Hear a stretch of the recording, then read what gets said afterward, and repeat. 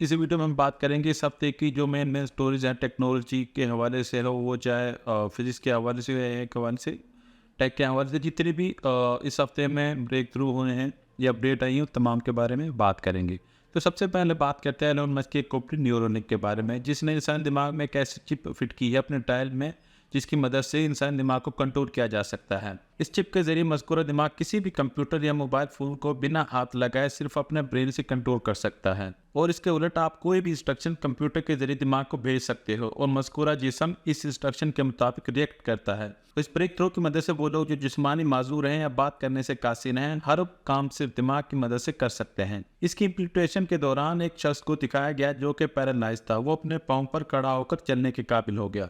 इसी तरह एक औरत जो अपने बोलने की सलाहियत महरूम हो गई थी, अपने प्यारों से एक कंप्यूटर या मोबाइल के जरिए बात कर सकती थी।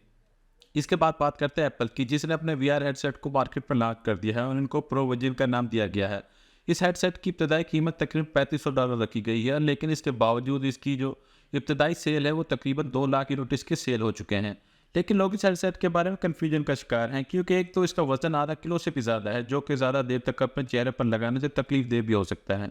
इसके बाद बात करते हैं नोकिया की। नोकिया कंपनी के मोबाइल बिल्कुल बंद होने जा रहे हैं, जो किसी ज़माने में दुनिया की सबसे बड़ी कंपनी मानी जाती थी। 2014 में माइक्रोसॉफ्ट ने नोकिया को $7.2 बिलियन में खरीदा था, लेकिन ठीक 2 साल बाद पैदर पे नाकाम लॉन्च के बाद बहुत सारे $300 बिलियन में HMD नामी एक कंपनी को बेच दिया गया। लेकिन अब ये कंपनी नोकिया के मोबाइल बिल्कुल बंद कर रही है और अपने नाम से मोबाइल मार्केट में लॉन्च करेगी।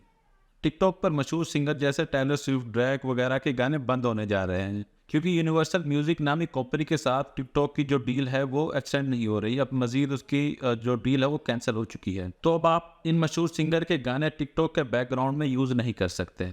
गूगल का ChatGPT के मुकाबले का AI मॉडल जेमिनी प्रो अब ना सिर्फ AI इमेज जनरेट कर सकता है, बल्कि ये मॉडल मजीद 40 ज़ुबानों को सपोर्ट करता है। इन ज़ुबानों में उर्दू और हिंदी जैसी ज़ुबानें भी शामिल हैं। अगर आप कंप्यूटर पर इंटरनेट इस्तेमाल करते हैं और गूगल क्रोम के जरिए यूट्यूब को चलाते हैं, तो आपने देखा होगा कि गुज़िश्ता कुछ दिनों से पहले एड ब्लॉक बंद करना या सब्सक्रिप्शन खरीदने पर फोर्स किया जा रहा है, जो कि बहुत ही फ्रस्ट्रेटेड था। मगर इससे गूगल के बिजनेस में सालाना $15 बिलियन का इजाफा मुतवक्के है। लेकिन याद रहे कि ये सिर्फ क्रोम ब्राउज़र पर ही ऐसा होता है। इसके अलावा अगर आप ब्रेव, फायरफॉक्स या माइक्रोसॉफ्ट एज वगैरह ब्राउज़र पर यूट्यूब चलाते हो, तो उस पर आप एड ब्लॉकर बिना किसी परेशानी के इस्तेमाल कर सकते हो। गूगल ने गूगल मैप में AI को इंट्रोड्यूस करवा दिया है, जिसकी मदद से जो मुश्किलात गूगल मैप इस्तेमाल करते हुए होती थी, इनसे छुटकारा मिल जाएगा। गूगल के मुताबिक गूगल मैप पर आप ना सिर्फ जगह, रोड या गली सर्च कर सकते हैं, बल्कि AI आपको हर चीज़ की प्रॉपर और करेक्ट मालूमात देगी। मिसाल के तौर पर अगर आप पॉइंट A से पॉइंट B जाना चाहते हैं, तो AI आपको इस रास्ते में कितने लोग, किस तरह की गाड़ियाँ या व्हीकल, दुश्वार गुजारी, रोड कंडीशन, ट्रैफिक का मालूमात वगैरह एक्यूरेट बताएगी, और आप किसी बंद गली, गलत रोड पर सफ़र की दुश्वारी से बच सकेंगे। तो पाकिस्तान के हवाले से एक अच्छी खबर आई है, जिसके मुताबिक पाकिस्तान और चीन के दरमियान इंटरनेट ट्रैफिक के हवाले से एक मुआहदा हुआ है, जिसके तहत पाकिस्तान के थ्रू चीन की इंटरनेट ट्रैफिक मिडल ईस्ट और बहुत सारे ममालिक से कनेक्ट होगी। यानी अब चीन की इंटरनेट ट्रैफिक पाकिस्तान के जरिए दुनिया से कनेक्ट होगी।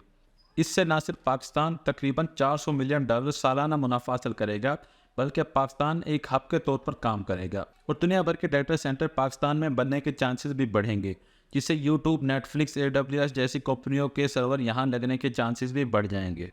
अमेरिकी सेनेट में चाइल्ड अब्यूज़ के बारे में एक हेयरिंग हुई है, जिसमें कंपनी को सेफ्टी स्टैंडर्ड बेहतर बनाने का कहा गया है। सोशल मीडिया ऐप में ट्विटर, मेटा, टिकटॉक, स्नैपचैट और डिस्कॉर्ड वगैरह शामिल हैं। इन हेयरिंग में टिकटॉक के CEO से बार बार उनकी सिटीजनशिप के हवाले से पूछा गया, जिसको काफ़ी तनकीद का निशाना बनाया जा रहा है। Of what nation are you a citizen? Singapore. Are you a citizen of any other nation? No, Senator. Have you ever applied for Chinese citizenship? Senator, I served my nation in asked Singapore. about No, I did not. Do you have a Singaporean passport? Yes, and I served my military for two and a half years in Do you Singapore. have any other? Japan उन ममालिक में शामिल हो गया है जिन्होंने चांद पर लैंडिंग कर ली है। जापान ने हाल ही में बाकी मुल्कों की तरह चांद पर अपना खलाई जहाज भेजा था, जिसे 20 जनवरी को चांद स्थान पर लैंड करना था, मगर बदकिस्मती से लैंडर पर टारगेट से 55 मीटर दूर लैंड हुआ, जिससे 16 साल तक रोशनी नहीं पहुंच रही थी। मगर सिलेंडर में मौजूद बैटरीज की मदद से बिलाकर ये लैंडर फिर से चालू हो गया है और इसका ज़मीन से दोबारा राब्ता मुंसलिक हो गया है। इसके साथ ही जापान दुनिया का 5वां मुल्क बन गया है जिसने चांद पर कामयाब लैंडिंग की है। सबसे पहले रूस ने 1966 में चांद पर लैंडिंग की थी। 1966 में ही अमेरिका ने भी चांद पर सॉफ्ट लैंडिंग की। इसके बाद चीन ने 2013 में और गुज़िश्ता कुछ अर्सा पहले भारत ने चांद पर अपनी सॉफ्ट लैंडिंग की थी।